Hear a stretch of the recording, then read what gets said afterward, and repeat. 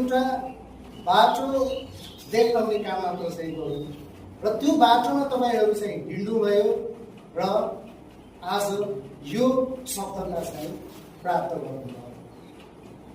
हो बाटाहरू चाहिँ अप्ठ्यारो हुन्छ, त्यो अप्ठ्यारो बाटोमा चाहिँ हिँड्नको लागि विद्यार्थी भाइ बहिनीहरू चाहिँ तयार हुनुपर्छ।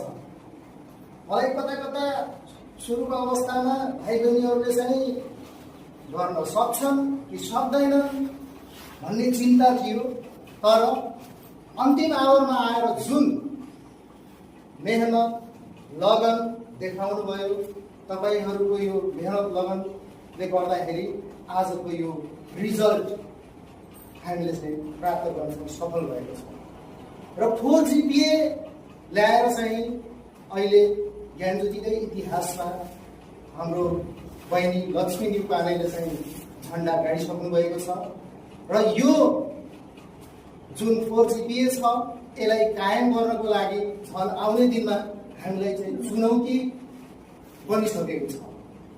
अब आउने सेसनहरूमा पनि हामीले चाहिँ 4 GPA सक्दो बढाउने र A+ रिजल्टहरू चाहिँ दिने प्रयास चाहिँ गर्नेछौँ र यसको साथसाथै आज राम्रो रिजल्ट आयो, खुसी हुनुहुन्छ, भोलि चाहिँ राम्रो रिजल्ट ल्याउनु पर्यो।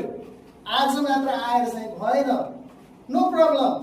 तपाईहरूले चाहिँ A+ मात्र ल्याउनु भएको छ, 3.61 देखि माथि ल्याउनु भएको छ।